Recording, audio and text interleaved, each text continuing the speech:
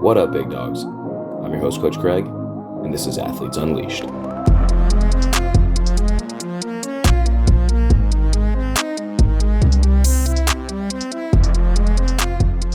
On today's episode, my guest is a high school student and ace pitcher on the baseball field.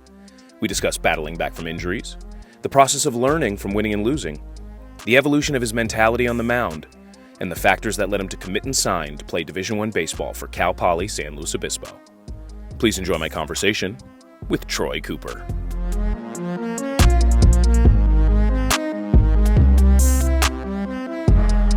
Pretty much every kid I know, every kid I've trained, has some form of anxiety or nerves or whatever, something that affects them in a way that makes it difficult for them to perform. Exactly. And the ups and downs of dealing with that, where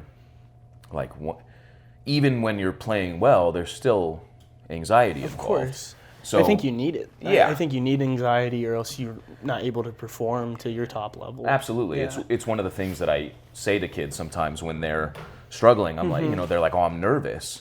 I'm like, well, yeah, but you're nervous because you care. Like, exactly. It would be weird if you weren't. If you stopped getting nervous, there's an issue, right? Yeah, well, it's either you. Yeah, exactly. Yeah, it's either you feel like you've conquered it, you know what I mean, and it's no longer even a challenge for you, and if that's the case, I would suggest step up in challenge, step up in level. Yeah. Either find something else to challenge yourself with, or play on a better team, or play against harder competition, or whatever. Exactly. But yeah, that aspect of it is something that interests me. So that's something that I really want to get into, especially as a pitcher. Definitely. I think it might be even more ratchet, like it's ratcheted up because you have the ball in your hand on every play, and if you're pitching well, you can single-handedly win a game, and you can easily single-handedly lose a game. Exactly. And at the same time, you can do everything in your power to take care of business and win that game, and then inevitably someone else can make a mistake. And that's kind of how it is. That's a universal sports thing. I think so. I think it's just huge with anxiety. If you step up on the mound thinking, if I don't deal or if I'm not throwing a perfect game, this game's all my fault. You just got to step up there, take it pitch by pitch. Really, that's what I do. I really try to take my breath with every pitch and just go and attack hitters. And, I feel like a lot of issues with or a lot of problems with younger players is they're scared of getting hit off of. I think in order to win a game, you need to get a hit off of. You need to trust your infield. You need to trust your outfield. Yeah. And if you make an error, it's not on you. You're getting the ball in play. You're attacking, going at guys. You're giving it your best chance. The place where you really start to have issues is if you're nitpicking. I still struggle with this, is I try to be perfect and nitpick the zone, which can make my anxiety go up more and more and more because I'm like, I'm not hitting this spot perfect. Yeah. But if I'm just throwing it, not down the middle, but just to a general location, I have a lot higher success. I'd say about 70%. An increase in how I do. That's good. I mean, so for me, when I was younger and I was trying to pitch, my problem was I'd make mistakes or hit a batter or walk somebody or give up a hit, and then I'd slowly melt down on the mound and start crying. I've done that. It's just I feel like especially when you're a younger kid, it's difficult to manage emotions, period, when it comes to sports. And sometimes those things kind of overcome you. Yeah. And especially when you're younger and you really don't know how to regulate emotions or something that you mentioned before was utilize your emotions to propel you forward and maybe shift a game in your favor, shift a match in your favor in some way. I'm wondering how, because you're saying now, you take it pitch by pitch, and baseball you're known for baseball players are known for cliches, but it really is something where you have to take it moment by moment. You take it game by game, inning by inning, batter by batter, but it couldn't have always been like that. Absolutely not. So how were you managing that before, or how was it affecting you before?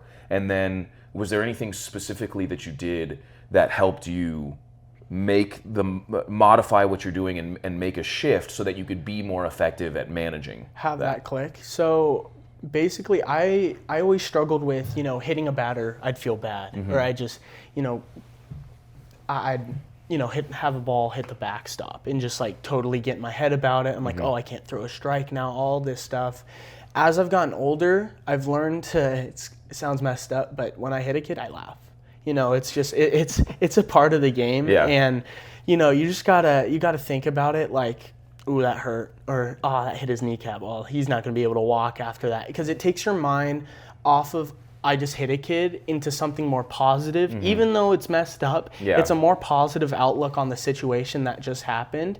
And as I've gotten older, this is just confidence. Kids younger are going to struggle with this, you know what I mean? I know I can go back and throw a strike.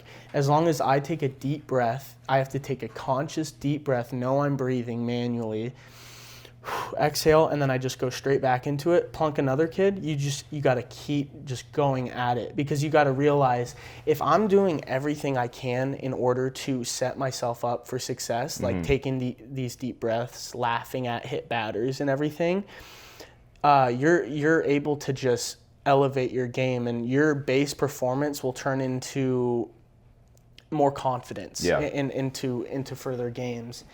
And I think that's just huge. I've learned that a lot this year, is to really just go slow.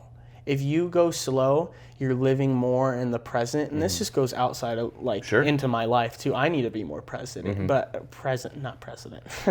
So if I'm able to be more present and stay in that moment in the game, I am taking it pitch by pitch. Sure.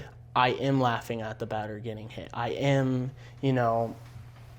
I do have that confidence there, and that's able to keep me in that train of thought. So it's like, even if I have a bad game, I still did a good job at being present, or being where I'm supposed to be. No, I like it.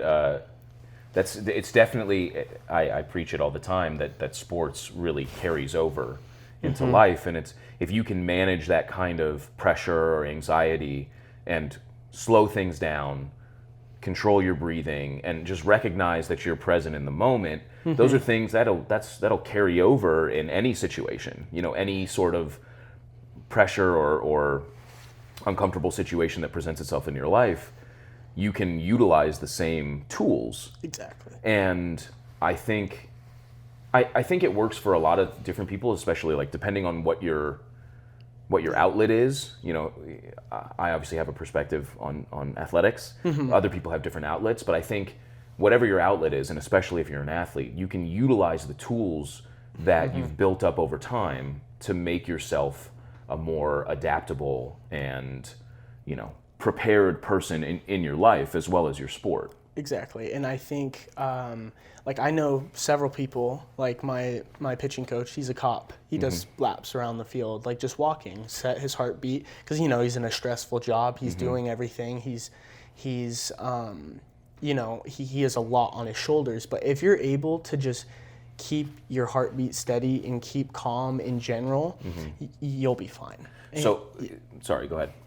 No, continue. My question with that is, did you learn to stay present? Was it a technique that was taught to you, or is it something that just kind of came up over time? So it's both. I mean, people tell you to be present, but you can't be present until you learn it yourself. Yeah. It's very difficult, because you're always constantly looking into the future, whether it's like in an hour you're going to pitch, or next week you have the league championship. It's just how I've developed it over time is it's really just maturing and growing, just as you get older. Like, I don't expect a 12-year-old to be able to handle a championship game, but I do expect him to go out and try. Because if he's able to go out and try, I don't care if he throws 7 balls in the dirt, he's going to be in a situation where nobody else has been in. So now he has that in his mindset.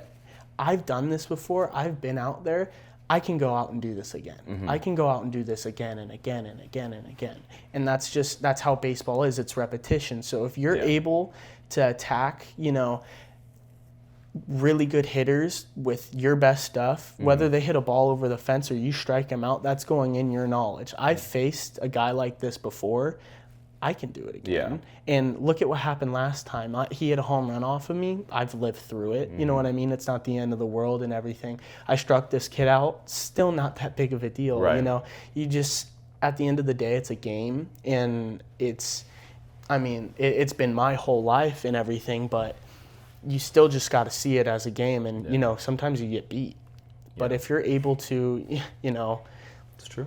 live in the present and realize it's not the end of the world, it's going to take you to great places outside of sports. Yeah. You know what I mean? It's funny. I see there's so many. It's one of the reasons why I like having these conversations. There's so many things that are similar, not only between sports and life, but in between sports as well. Absolutely. So for me as a soccer coach and goalkeeper specifically, I always talk about failure being part of the process, and baseball is a game of failure. Like, I think it's the best thing that can happen to you. Truly. it's a necessity, really. Like, If you look in your life, every failure you've had has been an altering and changing moment for you. I played against Rancho Bernardo, one of the best teams in the nation at a point, and served up a changeup to a USC commit, hit it, I think it's still, you know, in the air.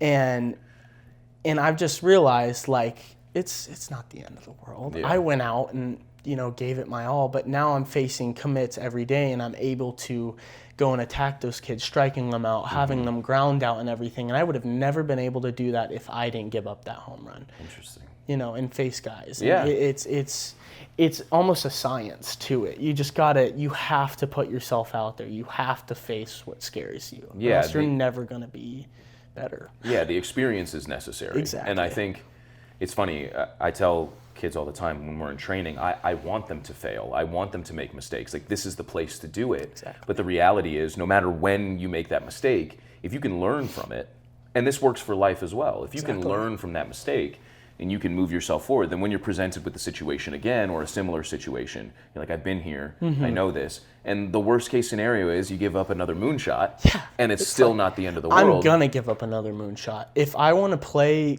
collegiate baseball or MLB baseball, I'm going to be giving up some moonshots, but I'm also going to learn how to pitch to those guys and realize, hey, this guy hit a ball 500 feet off of me last time. Let's not leave a fastball in the center of the plate. Yeah, but that's the thing too. And that also, sorry, No, do that your thing. also makes you present. It makes you realize if I'm, you know, focusing on this guy giving up a 500-foot bomb, I'm gonna give up a 500-foot bomb. Yeah. But if I realize, hey, I can beat him this time with this or try something new, you're gonna be able to beat him. Right. And I think that's the other, the flip side of it is you have the potential now to beat him, but you also, no matter what you do, still might give up another home run. Like, it's just the way it goes sometimes. So I do really, I like your perspective on things, and it's clear that it's like grown over time. Yeah, definitely. But telling younger players, like, you got to just go out and try and understand that regardless of the result, there is going to be a result, and it might not always be in your favor. So You're lucky enough to have that result. Yeah. You're lucky enough to get out there and play and everything. And I think if you don't go and keep trying, there's just no point. Because if you're able to, you know, just give it your all every day, you can't get mad at yourself. Because you're controlling what you can control. And if you're, you know, focusing on, oh, I gave up that moonshot, I'm terrible, I suck, what are you going to do? Just sit at home and just, you know, cry about it? You're going to get back in the weight room and keep working, because at least you know if you're 80 on your deathbed and, you know, baseball really meant that much to you, you're going to be like, I worked my ass off. I tried for this, and I can't get mad at myself. I think that's what a lot of people struggle with, though, is it is, as much as it's easy for us to say failure is failure is a necessity and you need to make these mistakes and you need to learn from these things, it's still really difficult to go through. It's difficult to deal with. And I think for a lot of people, the anxiety and the pressure and the nerves that are built up around not wanting to fail or feeling like you cannot. You know, I know from my own personal perspective, I played baseball, but more from a goalkeeper perspective. When you make a mistake as a goalkeeper, it's inevitably going to impact the game.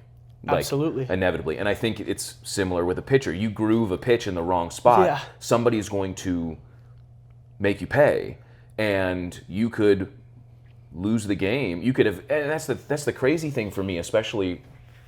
It really, I never really thought about the connection between pitchers and goalkeepers, but you could have the best game of your life, and that last shot goes through your hands, and it doesn't matter. Nobody remembers the rest of your game. Exactly. You could throw perfect high school, perfect 6 2/3 innings, and then you give up the game winner. Nobody remembers the rest of it. They just remember me giving up that exactly. And so I feel like it's to be present, and I think to think through things in that way is really important.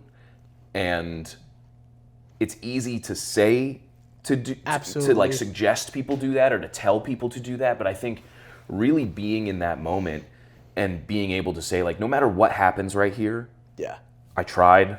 And I think the key to working through those things is understanding that if you try and if you fail, the key is you have to try again. Exactly. You can't let it defeat you. You can also think of it as an honor.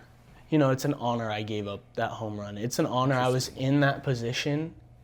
I was trusted by my coach and my teammates, you know, to try to save the game. I gave it my all, and, you know, he beat me.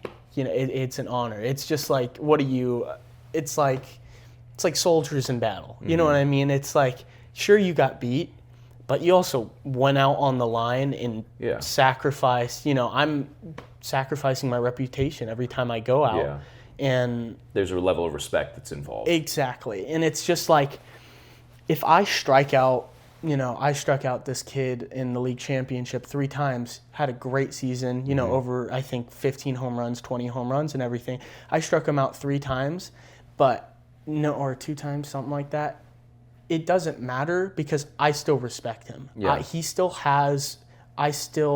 know, he went out there and gave it his all during the league championship. It just sucks he didn't have the game he wanted. But I still respect him, and he still has that honor that he was hitting 4 spot on that team, you know, given that duty and responsibility. And sure, he didn't fulfill it, but damn, did he try his best. Yeah, it's a really interesting perspective, because it's difficult sometimes because your teammates do give you that respect. They do trust you. And then inevitably, you're going to let them down. Yeah, you let them down, and I feel like it's not so much on you, though. It should be on them, too, to be able to pick you up and respect you and realize, hey, he didn't have a good game today. What am I going to do? Am I going to, you know, ruin his life about this? Or I'm going to be like, hey, we need you next week. Yeah, and I think that's a difficult thing about being a young person and being a teammate. And I think it's easy to feel resentment or feel anger towards teammates who make mistakes and who cost you games and who do, you know, it might even be like, I don't particularly like this person, but they are your teammate. I always tell people, you do not have to like your teammates, but you must respect them. Exactly. If you don't respect them, you won't be able to win, to play, but to have the success that you'd like to have. And I think it is a really interesting perspective that it is a bit of an honor to at least to even be in the moment, to have starting, to have be the there, opportunity, to not be in the stands watching, and it's like every time my teammate on the field makes a mistake, they botch a ground ball, goes in between their legs, I don't get mad at them. You know what I mean? I just go, hey, who gives a shit? You know, go out there and give it your all again. And I expect you to make that next play. I know you're going to make that next play because if you're feeding them negative emotion, what do you think you're going to get out of it? All you're going to get out of it is just, you know, negative. How they play, you know, negative results. This is what I needed to hear this when I was in high school. I was not always nice to my teammates. But so have I. I've been, you know, I haven't been the greatest person at times, and that's just learning and maturing as a person. And if you're able to, you know, see that eventually, good for you. You know, and that's why I'm hoping these conversations do for people is to maybe have that click with you a little bit earlier than it would have from your own experience, where you hear from someone who is successful and may have achieved what you are striving for. Give some help. How hard this game is already, you need as much help as you can get. Yeah, I think just getting some insight from people who've been there, who might be either the same age as you, it could even come from people younger than you, but the reality is, I think everybody gets caught up in the emotions of the game, and it's difficult sometimes to let things go. It's difficult to not point fingers or That's to just not life blame. in general. Yeah. It's like you gotta let things go, or else it's like forgiving somebody. Yeah. You're not doing it for them. You're doing it for yourself. So you're able to move on and grow. And whether it was a great experience for you or a super negative one, you're gonna get something out of it. Yeah, well, you and need to get something out of it. Exactly, and I think that's such a good prize. I think what you get out of failure or just like all these things is better what you get, like better than the reward. Agreed. I definitely, I wholeheartedly believe you learn more from failure than you ever do from victory. Exactly. And one thing that I try, it took me a while to come to terms with it, but I try and relay this to other people, is that victory is fleeting. Like, it's great to win. Winning is the best. Like, the moment, like the joy of winning a championship or winning a big game and getting to celebrate with your friends and being in that moment. But I've been there. Yeah. I've celebrated. And then when the moment is over, it's like, okay, well, what now? So it's like back to it. Yeah, you win the championship and it's like, okay, so we got to start working towards the next one. Exactly. Versus when you lose, it stays with you a lot longer. I'm still holding on to when Hart lost against Valencia last year. Yeah. I still think about that time to time. You know what I mean? I pitched my ass off that game. And it's just like what I've learned from that game is, even though I can pitch, really good, I can still lose. Yeah. And that was a humbling experience for me that Sure. I'm not always going to, get what I want, especially with life too. It's like just because I do something doesn't mean I'm going to get it. Yeah. It's just giving me a better chance at getting it. And Sure. I think that if people just like sports for the success of them, they're not going to be in the sport for very long. Yeah. I think more athletes need to realize that they actually like the sport because of the progress and the grind and the days that they hate it. You know what I mean? Because you're able to look back and be like, I was waking up at 5 a.m. for Sure. weight room or, got hurt so many times with my arm, so I would have that chance at success. Yeah. And I think kids need to realize that. It is interesting.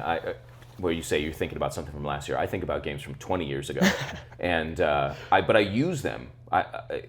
If you ask any kid I've ever trained, I bring up the same moment in the same game. Exactly. Always, it's a teachable moment, and it was a teachable moment for me, and I've been able to utilize it going forward. And it's a very simple thing, and I use it all the time. But those lessons, I'd rather have that than a championship. Something I can relay back to and help, championship's great. But if I have a moment where I can teach that to 20, 40, 50 kids, are you kidding me? That's creating 100 new successes or 50 new successes. Yeah. You know what I mean? that's the hope as a coach. Yeah, exactly. Yeah. And I think, and the ultimate goal is that if you do those things, if you make those mistakes, that they will, and you correct them and you learn from them, they will then lead to championships. Yeah. And if But- it doesn't, you still have a great lesson out of it. Exactly. So trust me, I understand the defeats staying with you for a long time, and I think it's important. I don't know if it's just the way we're wired as human beings, but we tend to focus on a lot of negativity. Because we think it will drive us upwards when it just doesn't. And I've Right. struggled with that a lot. But I and I think- still do. I think shifting the mindset of, instead of just focusing on it being negative for the sake of being negative, understanding like those moments and the hard things and feeling bad and the visceral feeling that you have in those moments, the gut check and the depression is a heavy word, but feeling depressed or having anxiety or just being upset in general, the emotions that are tied to those things are so like real and they're just human. Like those moments are very human. I think winning and losing and the emotions that come along with it is just a very human thing. And I think we've, as a society, we've constructed these games These to be able ideals to around it, and to be able to do it as much as possible, because winning and losing is something that we do every day in life. And so it's nice to put it into a context where it's like, winning is great, but it's not everything. But then, I also occasionally live by the mindset of winning isn't everything, it's the only thing. And even though I feel that way, where It's that positive drive. Yeah. And I think negativity it's a yin yang with positivity, and it's like people view it as something so bad, and if you do, you're gonna want to avoid it at all costs. But if you just look at it like, hey, positive things are gonna happen, negative things that are gonna happen, but they're both gonna drive me towards a goal, that's where you're gonna get where you want. That's where you get Barry Bonds. That's where you get these great baseball players and great people in life too. People that, I don't know, scientists probably have gone through the same thing.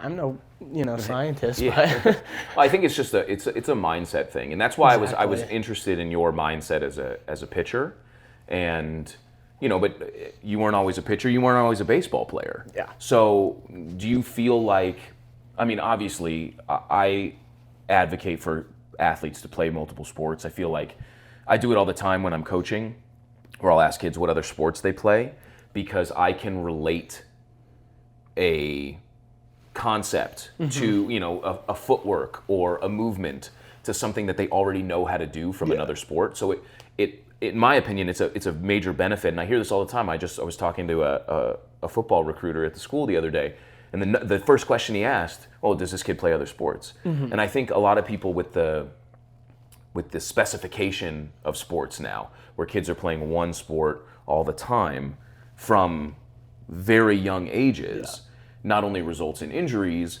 but it also limits them in the types of movements that they're doing. Exactly. And so I'm interested where your sports journey started, the sports you were playing, how you think they've impacted your journey for baseball. And then I want to talk about injuries too, because I know that's another mindset thing that we need to get into. Well, so like, I'm one of those kids where it's like I played baseball from when I was very young, because the type of sports I played were rec league, and I think that still helped me a lot, because soccer just got me into sports. It showed me how winning and losing goes, and how it's not the end of the world after you're gonna go home, have hot chocolate, watch a movie. It's like Eat that an just showed slice. exactly, in between games, and it introduced me into sports in general, and I'm extremely grateful for it. Competition. And so when that fizzled out and I just didn't have that drive for it, I went into flag football and basketball just because my dad liked it, and that taught me, now that I'm thinking about it, that I don't have to do things for anybody else but myself. It taught me that I don't really like basketball, so I'm not going to play it just because my dad wants me to play it. And he wasn't forceful at all with it. He's very good with me. But, that just taught me that, and when to, just cut things out of my life that I don't think that are... And it's okay to walk away. Exactly. I think that's something that a lot of athletes struggle with. I had it with baseball, where it's very difficult. I'm going to struggle with it. Yeah, I got to... Well, and I mean, it's one thing when you can walk away from something with something else. So I walked away from baseball to focus on soccer at the age that I was.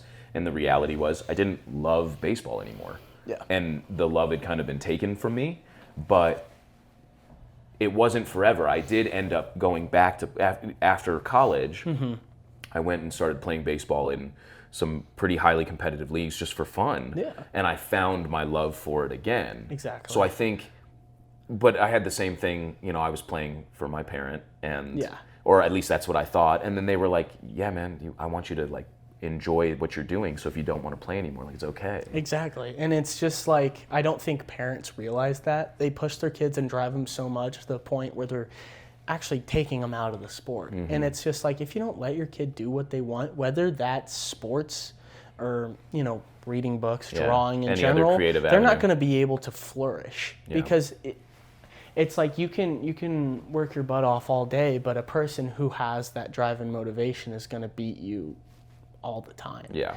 And baseball, I didn't really love. Like, I got into it when I was like 5 or 6, and besides t-ball from like 3 to 4. But I just like wasn't big on it. Didn't really care, but I just did it to do it. And then when I really started loving it was about 12, 13 years old, because I was starting to get good at it, and I was starting to see if I put in work, I will get better. And that's where my love for the game kind of came from. And it's like that, like working out, I love working out because I'm able to get better with baseball. And it's like, And it's like I fell in love more with the process. Some people can fall in love with, the game itself. And obviously I love pitching and stuff, but I think really my drive for it comes from just having the chance to outbeat others. And, just because I went to the weight room more than you or did these things more than you, I'm going to succeed better than you. And that's a very, maybe narcissistic thing to say, but it's what's driving me, and I'm going to keep doing it because it's gotten me this far. Yeah, I think it's a reasonable thing to say. Like, I put in more. I mean, in my experience, the players who are the best are the ones that put in the most work, period. Exactly. And there's always going to be people who have abilities, natural abilities, where those things are going to take them, probably farther than others, and they might not have to work as hard. But if you can combine incredible ability with like a relentless work ethic, exactly, you're going to find success. It's kind of an inevitability. Yeah, and I've been incredibly blessed with that. I have a good height, good weight for what I'm set for, and pitching, I'm doing good at it. You know what I mean? I don't want to be full of myself, but I have a lot of good things going for me, and a lot of that's from God and what I've been given. But that work ethic has made all of that just explode. And I think people need to realize that the only way you're going to be like these guys that are playing Division I baseball or MLB baseball is if you're working. And just not enough people realize that. Well, I think too, it is interesting with the prevalence of like social media and getting to see a lot more behind the scenes. I think before people didn't realize. I think just even now there are kids who don't realize how much work other kids are putting in, and you have your people who are posting their workouts every day and saying look at and I have no problem with that. Yeah. If you want to post your training stuff, that's that could great. be their drive. That's great. Yeah, keep themselves accountable. Yeah, it might be helping pushing them along. But I think there are a lot of players out there, especially ones that I know personally, who, if I didn't know any better, I wouldn't assume that they were doing all that much more work. Exactly. But when you really understand, and I think this is what kind of goes unnoticed for a lot of athletes, I think there is sometimes a mindset that is, there's a lot given to athletes because they're good at sports. You get a lot of opportunities, you get a lot of things, given to you, and you become a professional athlete. In many ways, you're a celebrity. You make a good amount of, for a lot of them, you make a good amount of money. Good money. For some, not so much. But I do think there is a mindset with some people, both in the athletic world and outside of it, where they don't understand quite how much work goes into someone being elite at something. It's your life. Yeah. It's genuinely your life. I've been obsessed with it for 4 years now straight, and it's just the amount of mental toll it's taken on me. It's incredible, and it's like, those people that just don't think Shohei Ohtani deserves the $650 million. It's $650 million is a lot of money, but it's like, look at what he's done. Like, coming from Japan, he bet his whole life and whole career on coming to America. Got hurt, had people not liking him because he wasn't performing to that, Sure. And now he's he's put on that work for 15 years, Right. starting to prevail and show, and he's the best player in baseball. And everybody who just doesn't get it is just giving him bull crap, and it's like, you have not seen anything. Yeah, and I think that's the thing, is a lot of the work goes unnoticed. But you talked about it before. You have it's a term that I like to use in like health and wellness and stuff, is a growth mindset. If you're focused on growing, if your mindset is based on, I want to continue to get better and I want to challenge myself and see how far I can push myself and fall in love with the process, and understand that it is a process, and that you might not see all the results you want to see right away.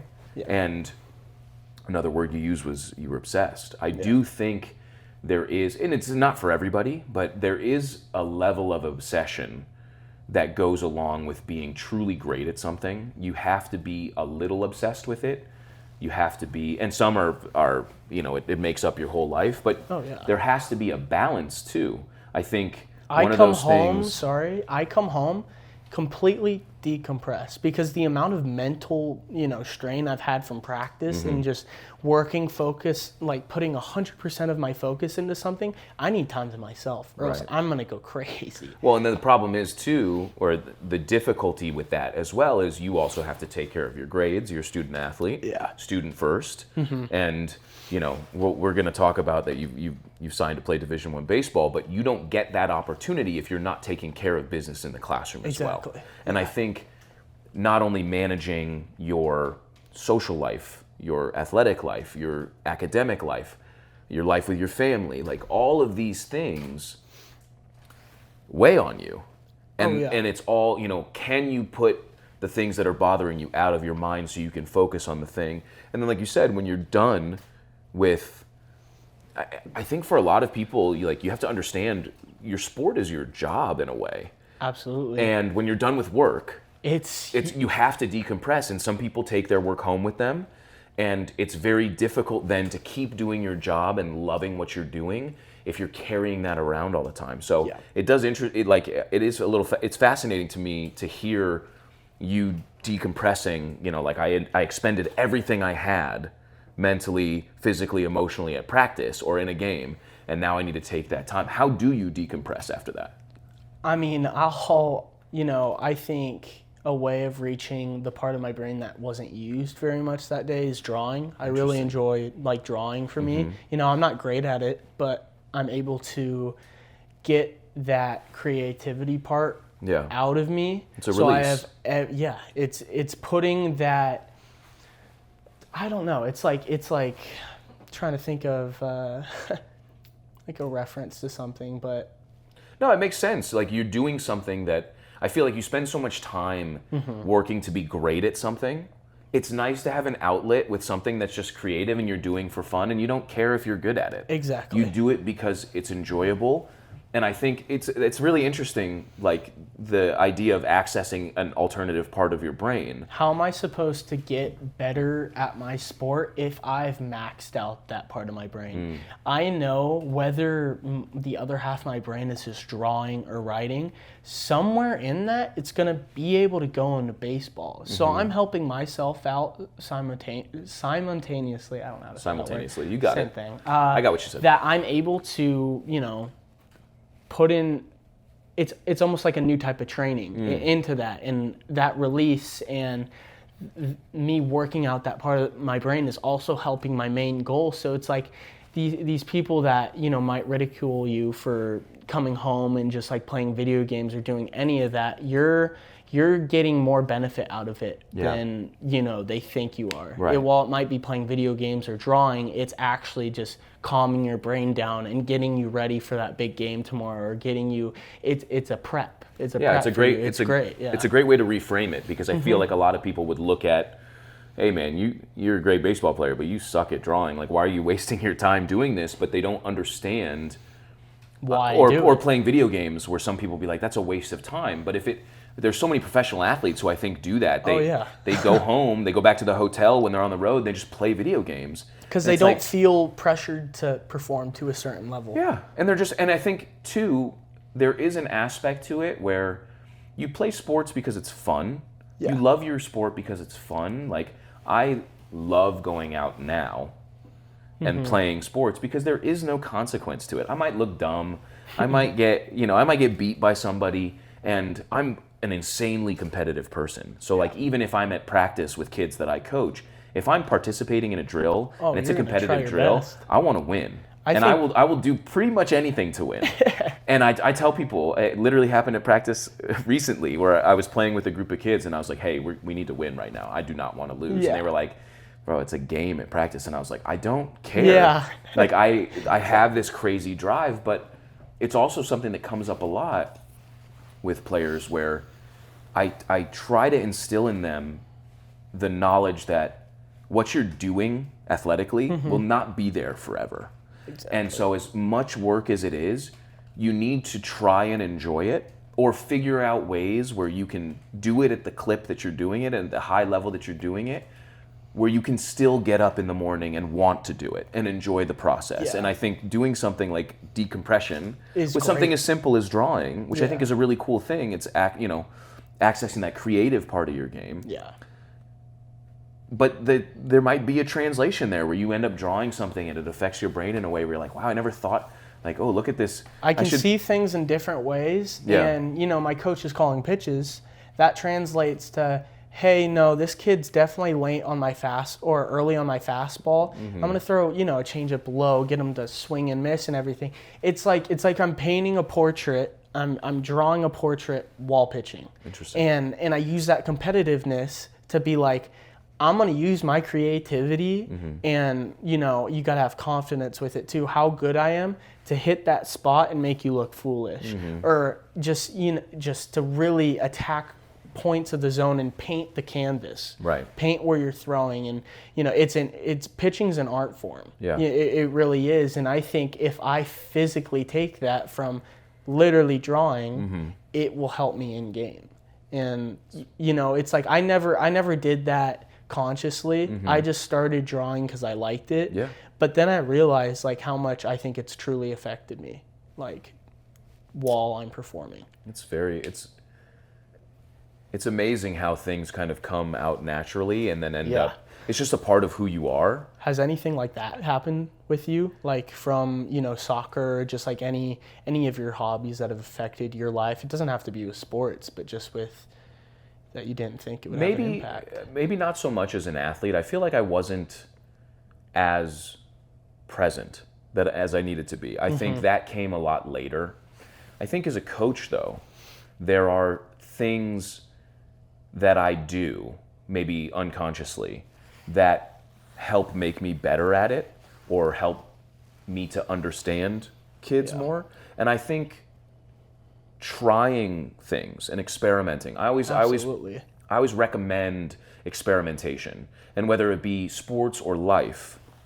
I'm a board certified health and wellness coach, and I've worked with people who aren't necessarily athletes and they want to change things in their life. And one of the things that coaches espouse, and one of the things that I really live by, is experimentation.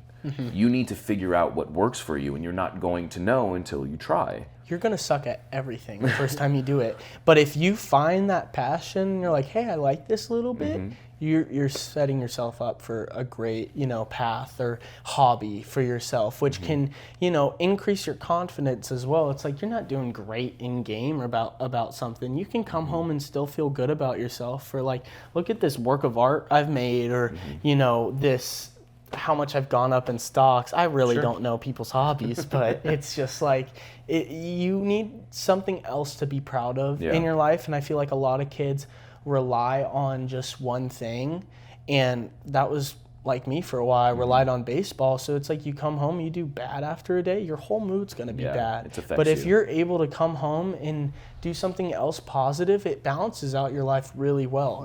And that's where that release comes in. Yeah, I definitely, for myself, I feel like, one of the things that I always tell people is the people who are best at things are the ones that have failed the most at it. Yeah. And to have failed the most at something, you have to have tried and continue to try. Yes. And it is frustrating to be bad at something. I am one of those people who it's like, if I'm bad at something right away, I'm like, I'm not interested in this. But there is an aspect to finding passion in things and recognizing that grinding through and learning how to get better and experimenting and trying new things will make you a better person overall. Like it'll teach you things about yourself. And I think understanding that to evolve as an athlete and to evolve in your sport, there are going to be growing pains. There are going to be things that are difficult. There are going to be times where you can't let things go. That's going to be life, relationships in general. What are you going to do? Are you going to keep moving through it and try to work through it? But are you going to take the easy route and go around and face that same problem just in a different way again and again and again and again? It comes full circle. And I think if you have a problem with your life, with something, and you just need to work through it, because it's going to come up eventually in a different way. And it's like, you gave up that first time. Are you going to give up again and again and again and again? It's like, it's just going to keep going. It's funny you mentioned relationships, because I work with kids. I coach kids of all ages, but the vast majority of kids I coach are in high school and college. So they're all in, they're in and Yeah. out of relationships all the time. And so I end up counseling a lot of them just on relationships. And I kind of say the same thing in the sense of every relationship that ends opens the door for a better one. And also it teaches you what you will and won't tolerate from a significant other. What you want, who Exactly. fits you. You can have a relationship that's good for you, but like nothing negative happens, but it's just like there's something you don't want in it, and you have every right to go out and leave that. But if you find, something that fits 80% or someone who fits 80% of your needs, has 20% you don't really like or need to work with, you're gonna want to put in that progress instead of just leaving and finding that 20% elsewhere. Yeah. It's like that's not how life works. Well, and I think too, it kind of works similarly with sports. You can, in leaving some sports, you figured out what you did and don't like, and you walked away from baseball at one point and came back to it because it was something that you enjoyed. It was something that you were good at. And sometimes, you have to leave something to find out how much you cared about it, or to figure out that it was the right move all along. Exactly. So it's just, for me, it's so interesting, like the mentality of life and sports and academics and your social life. It all kind of swirls together. And It all has positives and negatives, like the yin and yang. Right. It's like it comes back full circle and everything. And it's like when I was, 6 or 7 or whenever Panto was, and I left, even though I'm, 6 years old, I don't have many thoughts going through my head. I still had that 80-20% relationship. I liked being there, hanging out with my friends during the, practices and stuff, but I just hated how bad I was at it. Why am I going to leave that part when I can work through that and just, change it to something I do like? And now that situation's almost flipped for me. Yeah. It's 80% of, working and grinding and getting better and going out and performing well, or, you just how the game goes. And that 20% is, now I'm seeing some relationships turn around or flip, either for the positive or the negative. Sure. It's like, and that's just clearing out and that's what baseball's doing for me. It's showing me too, outside of baseball, what I want in life, how people are going to treat me. If something comes into my life, are they going to be positive towards me? Or are they going to be negative towards me? And that's the people I need to filter out of my life. Yeah. So I'm super grateful for baseball, because it's not just, even though I said it's just a game, it truly can change your life. Yeah. And I think everybody should give sports a go, because it's like it gives you a chance to succeed. It's like, see how people will treat you. Yeah, I think it gives you an opportunity to learn a lot of things about yourself. But it's the reframing where you went from where things flipped, where you can look at a situation and be like, this is the way I view it, but can I change my perspective on it to find the positives in it? Or can I change my perspective on it to motivate myself in a different way? Everything positive has a negative side. Everything negative has a positive. But I think reframing is a word that I like to use, because you see things so, sometimes you have such tunnel vision. So biased. And you're only seeing things from your own perspective. Exactly. And so it's difficult sometimes. And for me, a lot of times, if I'm your coach, it's one thing. I obviously I'm invested in you. Yeah. But there's a lot of kids who come talk to me who I'm an unbiased third party. I'll give you my opinion, just the way I'm seeing things. Yeah. And hopefully that will help you take a step back from your own perspective and see things from a different angle or from a wider lens, and just help you to process what you're going through, or to process what you're faced with, just from a different perspective entirely. I think too, it's like if you're able to, like I said, refrain from things and diffuse yourself from the situation, and even if somebody's being, rude to you, mean to you, if you're able to see their perspective from things, it can have a lot of the anxiety it has on you can be released because of the way you see things now from their perspective. Yeah. Oh, they're not being mean to me because I deserve this. They're being mean to me because of the problems at home or the things they're going whatever's through. going on in their life. And you wish them the best, and you go on with your life. And I think that's good karma towards you as well. And I think it gives your brain a chance to rest, even though all of this, it's hard. So it's like if you're able to take a little bit out, it just makes your life that much easier. Yeah, I do think it is fascinating sometimes to take a step back and recognize, like, this person's treating me this way. And it probably has nothing to do with me.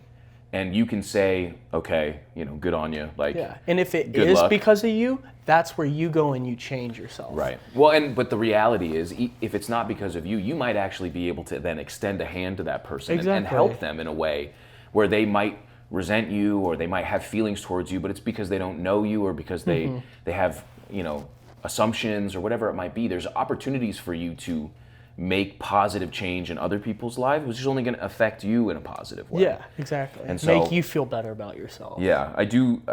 It is difficult sometimes to get out of your own way and to see things from other people's perspectives, but I would recommend a lot of people, when you're really focused on something or when you're presented with something and you have really strong feelings about it, just be present. Just take a step back diffuse. and look at things.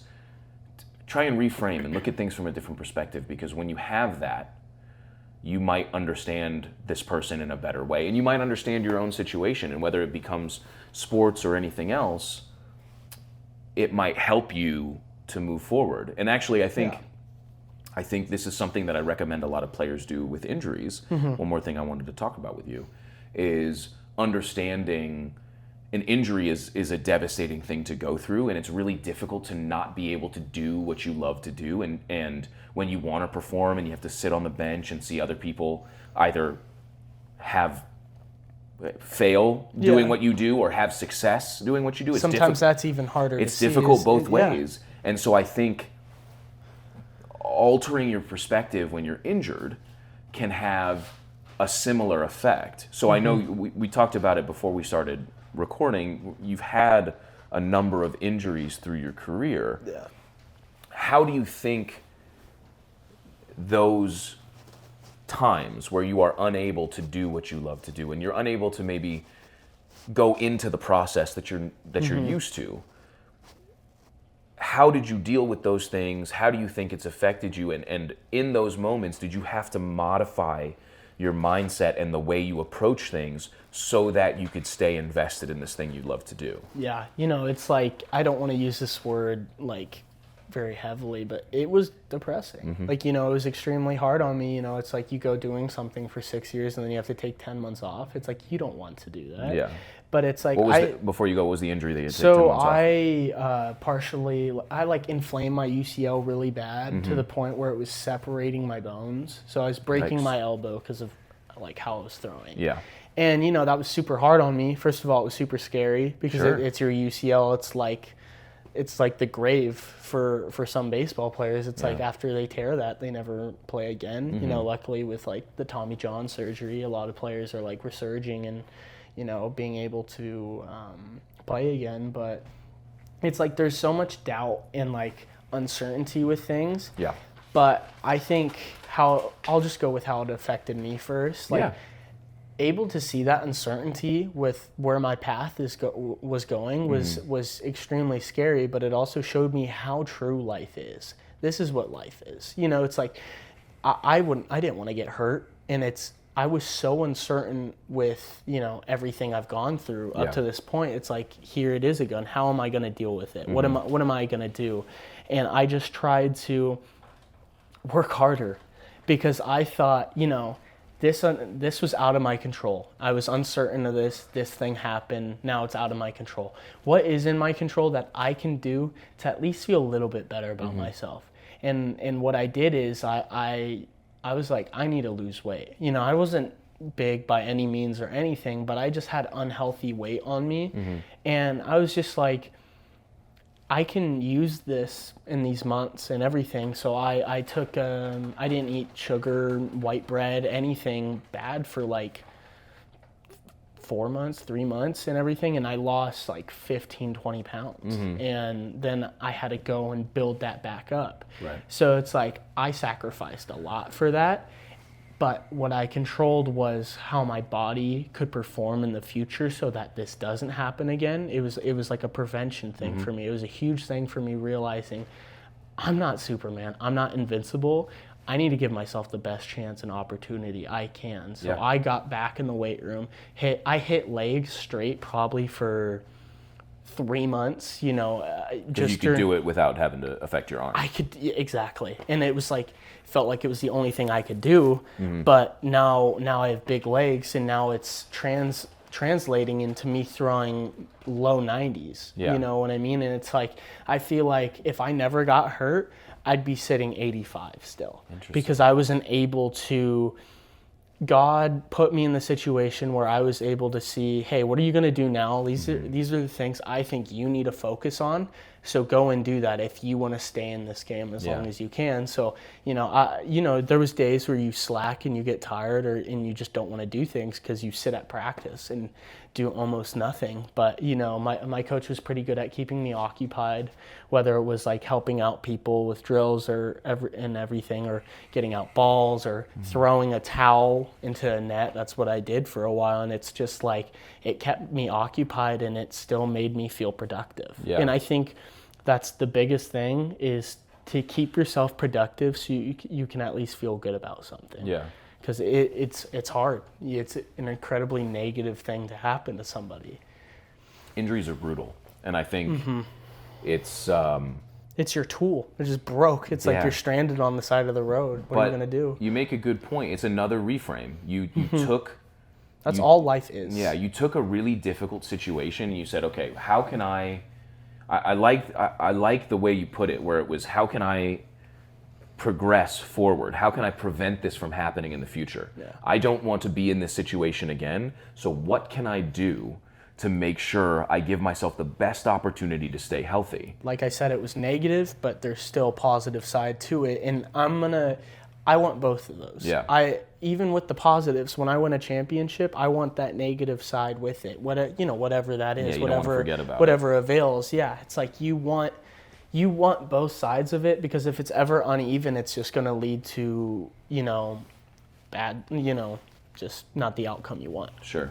or not the outcome you should have. Right. I think, because a lot of people want the outcome of going to the MLB, but the outcome they got was having a loving family, those things that they learned, and it's like they would much rather have that family now. So it's like, it just shows you don't know everything. Yeah, you just got to take everything with a grain of salt. Yeah, your path is going to be your path, and I think a lot of times you don't realize you're on it until you're on it. Exactly. My wife was the one who pushed me to keep coaching, and my first job ever, I was a coach, and I didn't really, when I started coaching again, I kind of forgot that. I was like, oh yeah, that was my first job. Maybe I am meant to do this. And when I was considering walking away, because coaching is not the easiest way to make a living. Yeah. It's very time consuming. It's a lot of giving a lot of yourself for not that much in return, except your relationships with your players, which is by far the most important thing to me. Absolutely. And but it's like, it doesn't, I know that's hard, because relationships don't pay the bills, pay the rent, but it's like it's you gotta find what you truly care about and what it want to do. And it's worthwhile to me, because Exactly. I have built relationships that I know will last a lifetime.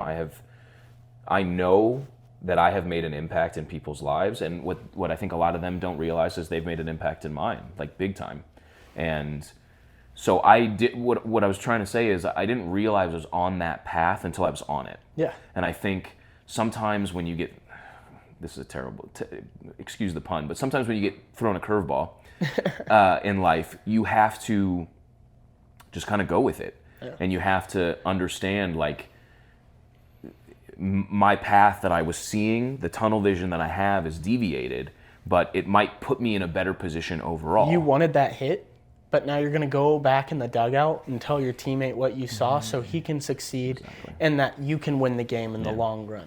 So I think it is about the long run. Sometimes you have to understand, you have to sacrifice in the short term. You also have to stay present, because if you're focusing, you don't know the future. So you shouldn't be, you should just have, that's why I feel like have a relationship with God, because it gives me almost that comfortableness with, I have somebody looking over me, knowing that, you know, my path is my path. Whether, you know, bad things happen to me, Yeah. it's what he wants me to go through. Well, and I think if you can come to terms with the fact that your life is going to end up where it ends up, and you're going to follow the path that you're on, and it's going to take you crazy directions, I'm sure, and you have a goal, but that goal now might not end up being what you wanted in the long run. Yeah. You know, if you'd asked me when I was your age what my goals were, it wouldn't be to be doing this or to be coaching. But you're happy you're doing this now. Of course. It's important to me. Exactly. And I didn't realize how important it was until I had the opportunity to do it.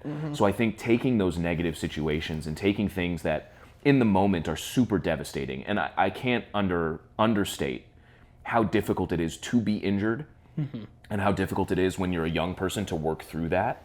But I do want people to, and this is why I want to have conversations like this, is I want people to understand, if you can figure out a way to take that injury and digest it and understand that now being injured is just a part of your story and it's a part of your path, and what are you going to do?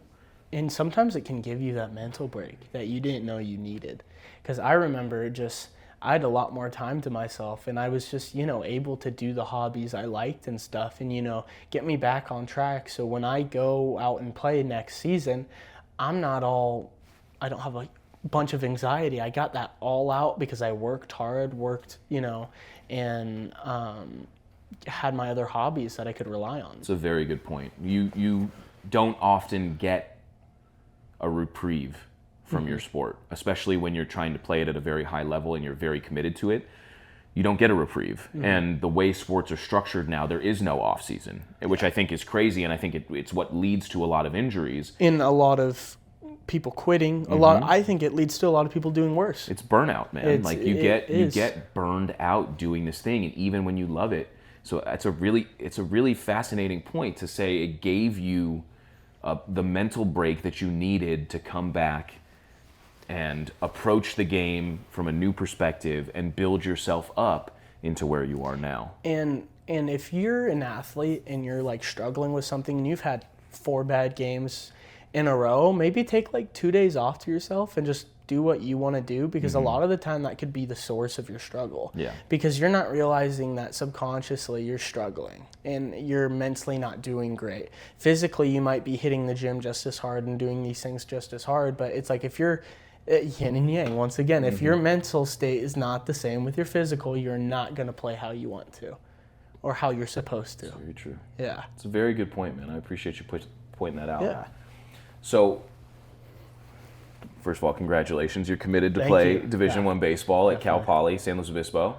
It's close to me. It was a rival of my college. It's where my sister went to school. So, you know, it's nice you get to stay in California and go to a great school, not only to get to play baseball, but to also get a great education. So that's very exciting. Obviously, like for most people who are at your level, the goal is to play Division I college sports. The goal is to hopefully maybe play professionally. And obviously, you know, you're an intelligent young man. You have alternative plans in case those things don't work out. You know, it's why getting an education is so important, and why I'm sure that came into your decision. But why? I mean, I would imagine that their offer had something to do with it. But why did you decide to go to Cal Poly?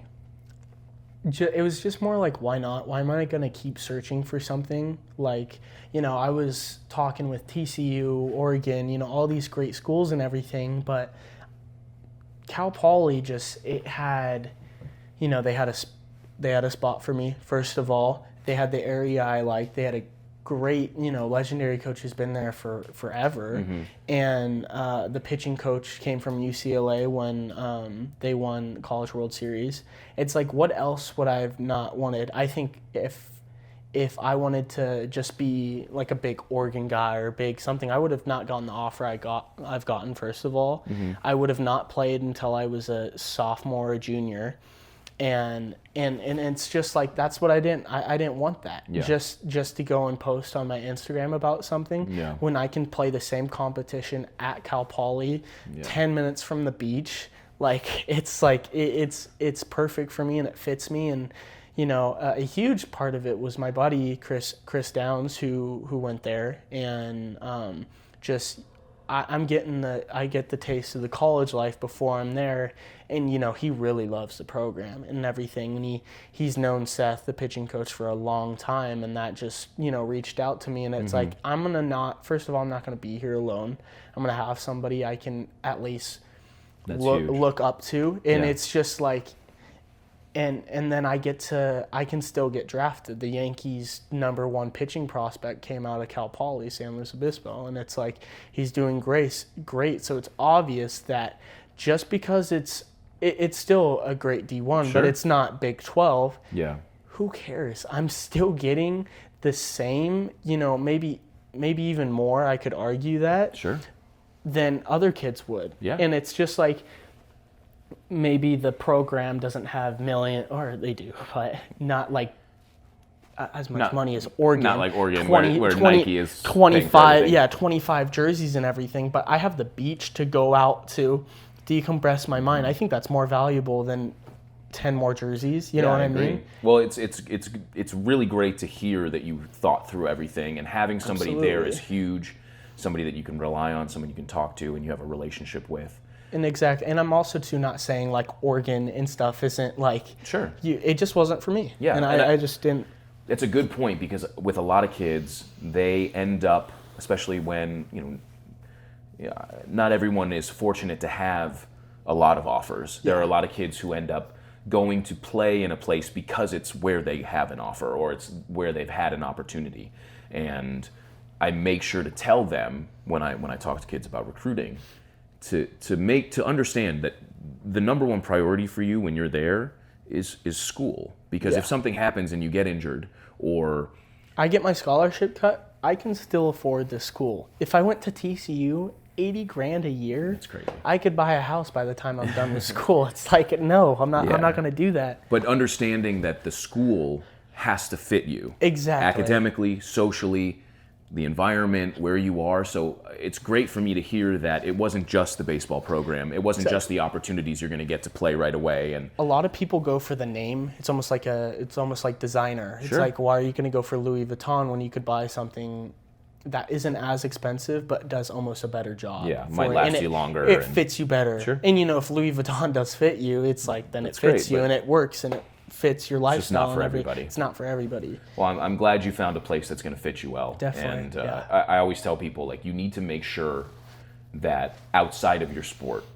you are happy being there, because you're going to be doing all those things, but you are going to need to decompress. You are going to need to go to class. You're going to need to meet people and enjoy yourself outside of your sport. Obviously, the goal is to play at a high level and to get drafted and do all those things. Yeah. But you also want to have a wonderful college experience. You want to enjoy yourself. And what I loved about it, it was almost like it's just a really nice little college town. First of all, like downtown Slo is great, but then it's like I have the beach, I have hiking trails. There's horses behind the baseball field. It's like it's just like I want to try that out, and it's like what we were talking about earlier, trying new things, and it's like college is extremely it's like that's one big experiment. One big experiment. So it's like if I can line up my values and what I want or what I maybe think I want, maybe in 20 years when I'm moving into a house, I'll remember Slo and be like, hey, I really like all this land. I remember this when I was in college and everything. I want this. Yeah. Or I could be like, I did not like that. That was not for me. Well, regardless of your experience, it's going to continue to develop you as a person. I am. It's going to have an impact for the rest of my life. Right. It was something that my parents, imprinted on me, and something that I try to tell other people is, college is where you continue to evolve as a person. You really become an adult, and you learn things, and you learn about yourself, and you come into who you are going to be moving forward. Yeah. And so where you go impacts that a lot. And I think having a good experience and enjoying yourself is extremely important. So I'm glad you found somewhere where you're going to be happy. Thank you. I appreciate it. And you're going to be able to thrive and compete. And I hope to hear good things about your time at Cal Poly. I hope I can come back and share stuff. I'm sure you will. Yeah. My ultimate goal with this would be to talk to everybody we've had on and check in and hear, because not everybody's going to have that great experience. Some people might, and mine could be really bad, and then I have to be like, these are the mistakes I made, or it could be great and be like. And that's what I want for this, is it to be educational for other kids who are trying to make those decisions, who are trying to decide, do I want to go to the big school and maybe sit for a while, or go somewhere else that might be a better fit for me or what have you. So I have a buddy who's going to JUCO, and it's like he could totally play Division 3, 2, or 1 baseball, but he just doesn't want to because he wants to develop more as a person. That's completely okay. Yeah. It's like JUCO is one of the best things for people, and it's just like it just doesn't fit me or what I want to do, or at least not what I, not that I think it does. It's your path, man. It's where it takes you. So I think I'm glad that you're headed where you're headed, and that it's going to be a good spot for you. Thank I you. appreciate how open and honest you've been about everything today. I think this was a really great conversation, Yeah. and I'm glad we got to chat. I really enjoyed it. Thank you for having me. I did as well. So I like to wrap up every episode by asking our guests to provide a piece of advice to somebody who might be in your position or is wanting to achieve what you had or wants to follow a similar path. So if you had one piece of advice, what would it be? I would just say, just keep working, give it your all, and if you don't succeed, you didn't fail, because you're going to be able to use what you learned in 1,000 different aspects of your life. Yeah. And if baseball doesn't work out for me, I still have so many things I learned from baseball that are going to make me a successful business person or whatever I want to do in my future. So it's like you want to give it your all, because you don't want to be on your deathbed thinking, oh, I should have done better. And I know that's pretty cliche, and a lot of people say that, but it's true. It's like you need to give it your all. So, I agree. I think that's a great piece of advice. I think a lot of people give it, every episode someone gives a piece of advice, and some of them are like revelatory, but the reality is the vast majority of it is pretty simple. Yeah. Go out, work hard, and give it your best. See where life takes you. Yeah. Expect, and every positive has a negative, every negative has a positive, and look at things and just say, a way where it's non-biased. Yeah. And how this can affect your life positively, even How if it it's can a push you negative. forward. Yeah, exactly. It's great. It's all man. about moving forward. Yeah. I love it. Appreciate it, man. Thank you so much. Appreciate it. Good job, brother. Had a great time. Yeah. Yeah, it that was good. fun.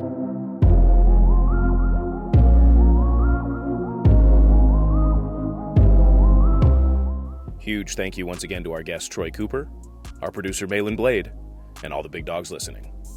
Tune into our next episode for more Athletes Unleashed. Later, homies.